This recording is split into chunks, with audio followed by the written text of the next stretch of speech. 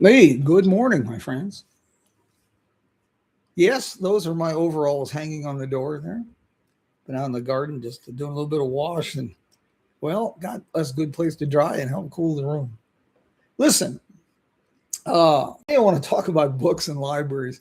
Didn't even realize those were hanging there until we started this. Isn't going live programs wonderful? I wanted to talk to you about the importance of books. And, well, wanted to talk to you about having a personal library and the importance of reading, the importance of setting a mood, if you will. You know, we get wrapped up with the internet, and we're so used to quick news feeds and instant videos and things of that nature. But books, reading has been fading a lot the last 20 years. People don't read nearly as much as they used to. And I want to today talk about why I personally collect books, why I like books, and why I find books so important and so fascinating. Behind me, you can see part of my personal library, and I have books there that date back to automobile repair guides from 1903. And yes, you can find a lot of this information anymore online. In fact, with AI, a lot of books are now being plagiarized. Um, they're fed into AI, and there's a lot of fake information being generated. Not to say all books were ever accurate in the first place, but books are just important. They're tangible links to the past. They are available when the internet's down. They change the way you think. They help you have a depth of thought. Today, I'm going to share with you just a handful of some of my favorite books. And I thought if you're a road trip enthusiast, that this might be a great way to start a collection, if you will, of books for a personal library. Let's start with this one. Now, this is out of print, but Route 66 Lives on the Road by John Robinson was done, oh gosh, more than 30 years ago. But this is a glimpse not just at the dawning of the era of the Route 66 Renaissance, but John interviewed the people that were bringing Route 66 back to life and the people who had kept Route 66 alive when it faded. Interviews with people like Clyde McCune, Justice of the Peace and the Sheriff's Deputy here in Kingman, Arizona. This is a first-rate book for, research that you're not going to find online. Personal stories, people who have passed. See, that's just one example of why books are so important. This one, Arizona Place Names. Now, this is an old book. Gosh darn, it's been reprinted countless times. University of Arizona Press was the last. It was originally printed, my gosh, the author of this book passed away back in 1936. But this has been an incredible research tool for my writing. It details the many, many places in Arizona that are now gone, that are forgotten, that were even obscure back in the 19th century. And it goes into some pretty in-depth detail about why these places are there. For example, Mojave City. This is gone now. This is down near present-day Bullhead City. Morning, Keith. Mojave City, it gives the locations, the township, the range, about 1 mile above Fort Mojave on the Colorado River, established by California volunteers about 1863. And this was the first county seat of Mojave County. Even talks about the post office being established in 1866 and who first postmaster was.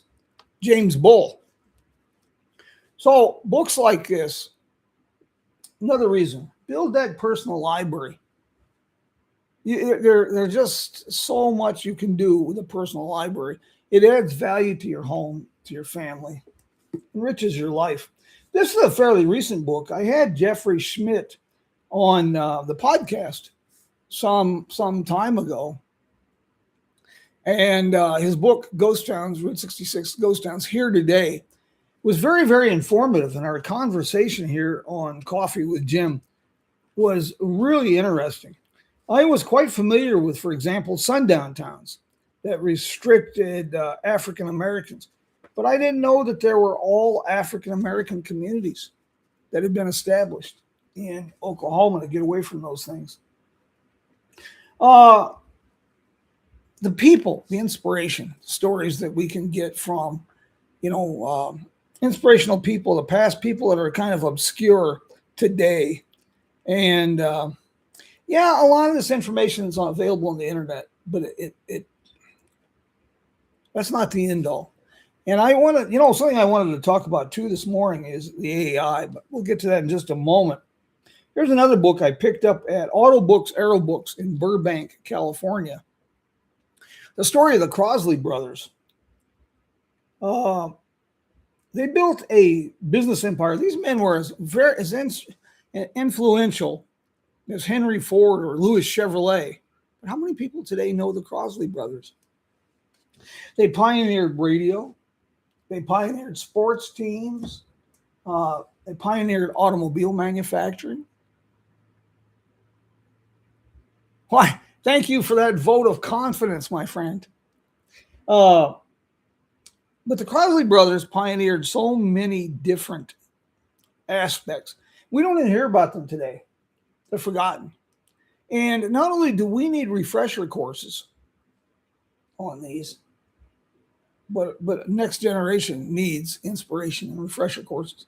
Now, I may be old-fashioned. A lot of people like e-readers. I find that as an unnatural thing to have on the toilet. Nothing beats a good book. I mentioned AI. I wanted to mention this before I forget and I get rambling too much. I was kind of shocked by this. I wasn't upset by it, and I understood the comment. But in a recent blog post I shared on the Jim Hinckley's America Facebook page, I had a comment made that says, well, this sounds like AI.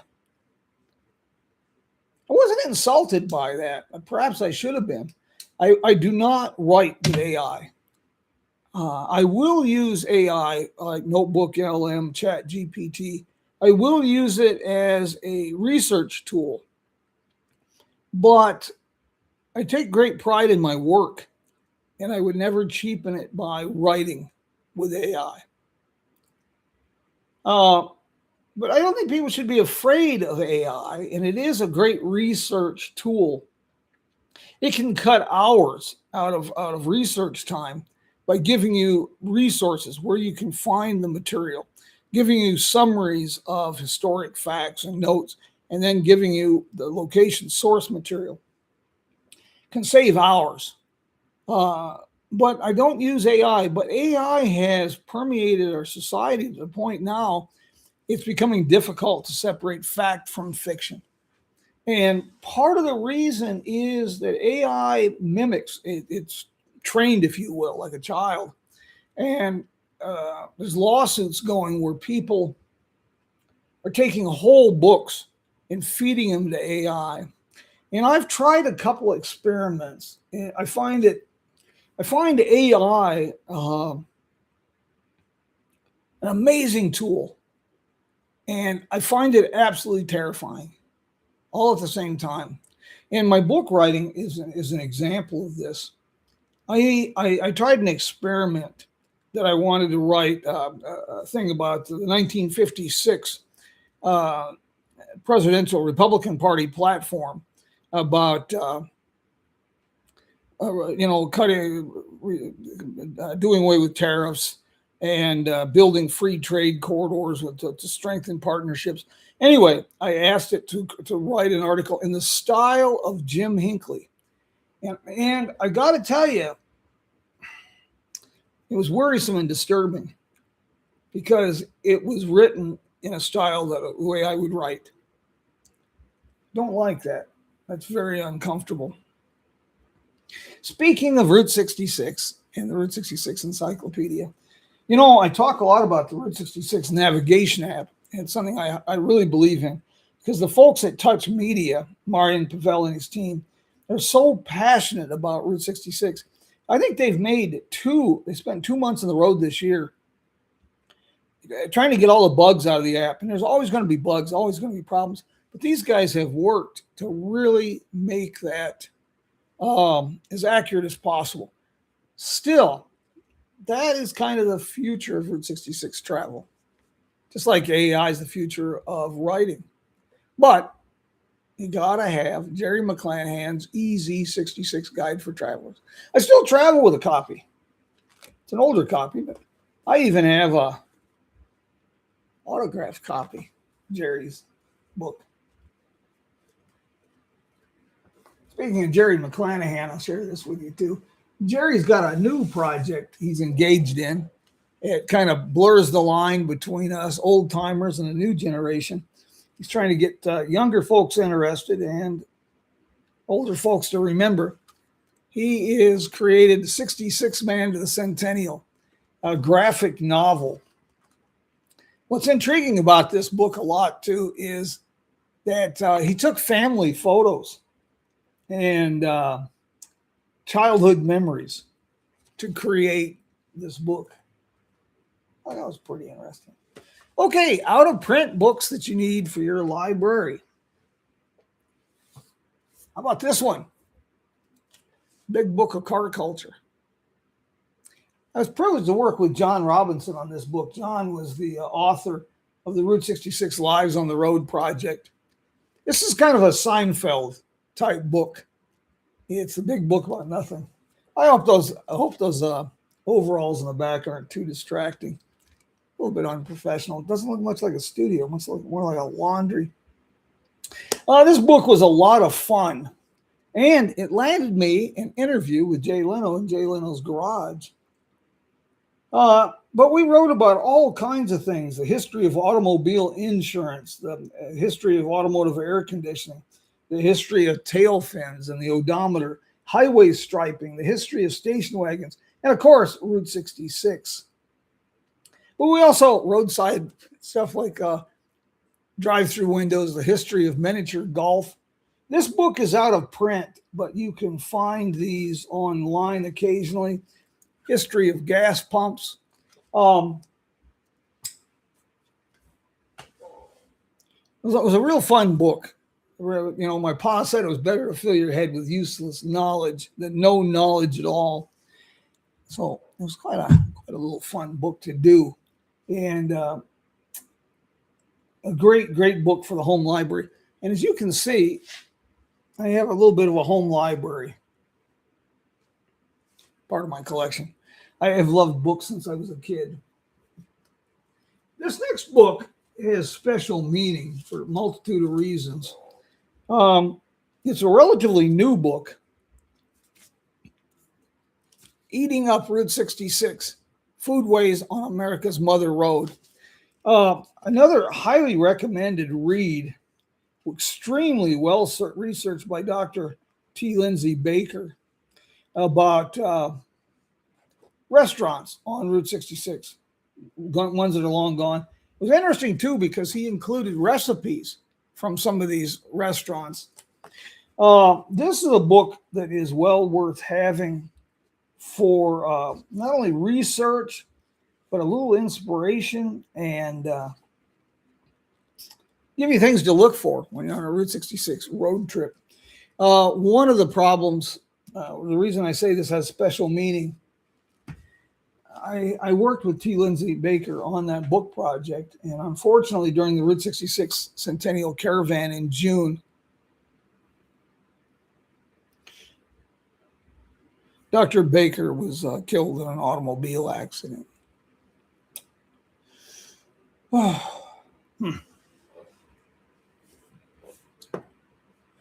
You mentioned the Route 66 Encyclopedia.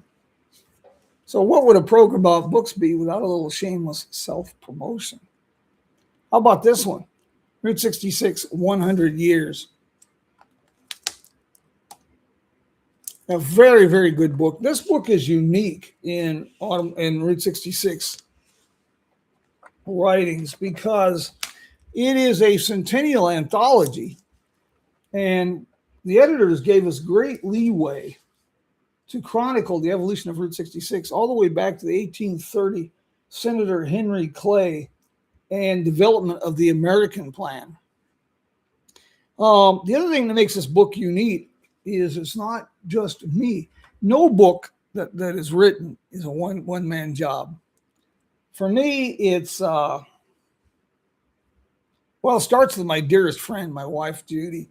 She's been my encouragement, and gosh bless, she's my partner in all these things. She's the one behind the scenes that make all these things possible. For the cold Michigan winters, they're coming soon. The Route 66 100 Years was written by some very talented friends and associates like Reese Martin, the president of the Oklahoma Route 66 Association, and Dries Bessels, of founding member of the Dutch Route 66 Association. And now a little bit more ranting about AI.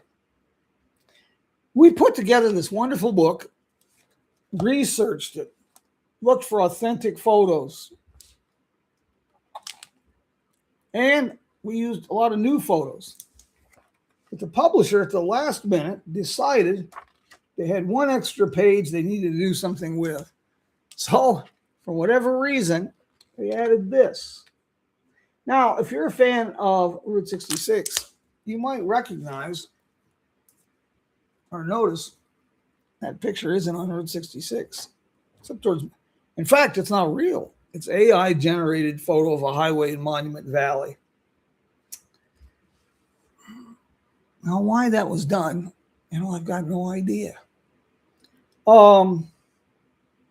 It's just an example how AI is with us, just like word processors instead of typewriters, and cell phones instead of avocado green wall phones at the home.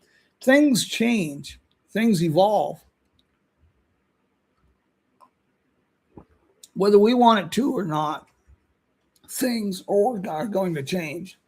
So I've got a list here I wanted to share with you, a good, diverse array of books. Currently, my desk here, the books I've just recently read, Appetite for America, about the Harvey houses I mentioned, D-Day, the Ambrose. I've got a biography here for Barry Goldwater, Harry Truman, and Becoming from Michelle Obama. This past week, the reason I wanted to do this, and I want to apologize. We've had a lot of trouble getting Coffee with Jim back on track since the Podbean debacle. Podbean is still going. Coffee with Jim. We have recorded programs. That's something I want to ask a favor. I'd like to hear your input on the most recent episode. Those are all going to be recorded programs, not live. But I listened to the congressional hearings this past week, some of them, on the Smithsonian. And I was really bothered by this because, when we try to adjust history to fit an agenda, or because it makes us uncomfortable, we lose context.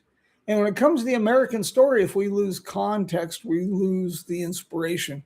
We lose the greatness that is the American story. And we lose the incredible inspiration. I don't know how you could tell the inspiring story of the civil rights movement or the abolitionist movement without talking about the horrors of slavery or the shortcomings that we had to overcome. The Declaration of Independence, talking about all men are created equal, but yet we had slaves. So I don't know how you can take pages out of the book and make them work. We're going to keep these programs now here on YouTube to about a half hour. Next week, you won't have to just listen to me beat my gums. We got some guests lined up, and we're going to go back and we will have YouTube Live and we will have guests starting next week. So I hope that'll help. I'd like to hear your input on things. It's like opening a can full of worms when I ask for input. I just ask that the comments be respectful. Constructive criticism is good. Praise is even better sometimes. But listen, I'd like to hear what books you're reading. I'd like to hear if you read books, and if not, why. I just read a report that the average American reads less than one book a year now. I can't fathom that, because I just have such a passion for books. And when I was younger, I started reading, and I still do, 2 to 3 books a month on a variety of subjects. So I thought I'd mention that. And like I say, we're going to keep these programs at a half hour. The recorded programs on Podbean will be about 20 minutes, give or take. And then trying to do this as bite size. We'll have some bigger programs on Substack. And we posted our last one last week. We're going to be doing a series on our Substack account using PowerPoint in a live stream format. And we'll be doing chapters on the American story.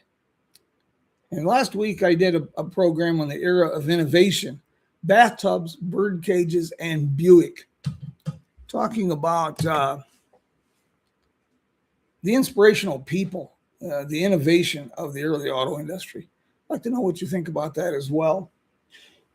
This morning's rambling, like I say, was about books because 2 things hit this week. The Smithsonian, and then I watched a TED Talk about the declining readership in America and the effect, how social media, sound bites and things are affecting our ability for deep and critical thinking. And so that sparked this morning's rambling.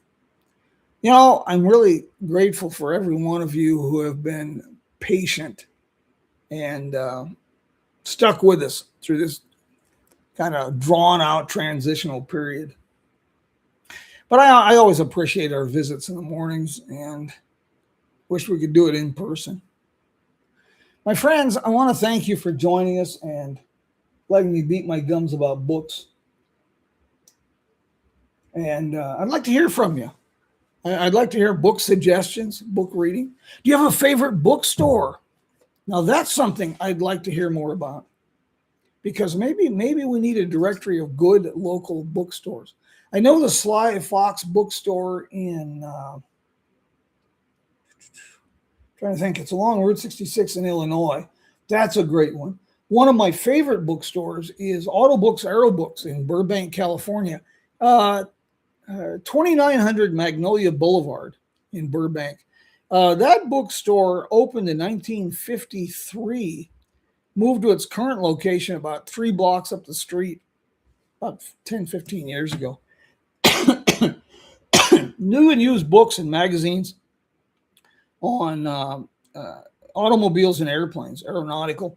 Gosh, like I say, I bought a 1903 guide to automobile repair there, my last visit. I usually do a book signing there about once a year in the fall around Christmas. My friends, do you have any questions, anything I can answer for you this morning, or anything you'd like to chat about? Because I'd sure like to, well, just the shared adventure. If you just sit and listen to me beat my gums, well, it's just I don't know if that's really good. If not, like I say, we'll just cut this up and cut this down a little bit, and encourage you to take a listen. Don't forget we have programs on Podbean still, Coffee with Jim, and invite your friends, become followers, become subscribers. We're building a whole multifaceted network to tell people where to go and to inspire road trips. Well, my friends, thank you. I do really appreciate each and every one of you. It's a community we're building here. Until next week, my friends, I will bid you adios. Please look for updates. We'll have a list of upcoming guests, and I'm sure we can. The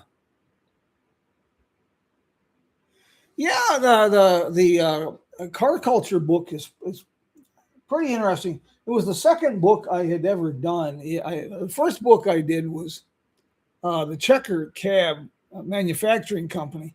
And that was an odd book to write. The Checker Cab Manufacturing Company had a really interesting history. I mean, almost everybody, even though they haven't made cabs since 1982, almost everybody has seen pictures and movies, video games, even Checker cabs. But I didn't realize they had such an interesting and diverse history. As far as finding a copy of the Big Book of Car Culture, you might reach out to Tina at Autobooks, Aerobooks in Burbank. Check Amazon. And like I say, I'd like to hear more about if you have a favorite bookstore in your area. Because, yeah. Okay. Yeah, thank you. I just got a text message. Signed copies of my books. I haven't been on the road too much, but Magic City Books in Tulsa has signed copies of my books. Just yesterday, I signed an absolute pile of books for people and for inventory down at Calico's Restaurant in Kingman, Arizona. The Powerhouse Visitor Center usually has signed copies of my books. And here in Kingman, Arizona, also, Mr. D's Route 66 Diner gift shop in the old Dunton Motors dealership facility. They all have signed copies of my books. And if you can't find them there, let me know, and maybe I can help. Andy, Keith, thank you. Thank you for steadfast support. My friends, I guess I'll let you go. I hope that you have a great day and a great week, and let me know what you think about some of these recent programs. You can find more information on Jim Hinckley's America Facebook page. These things get shared there a lot. And we're going to be doing more with the YouTube channel and Substack. And, of course, the website. Till we meet again, my friends. Vaya con Dios.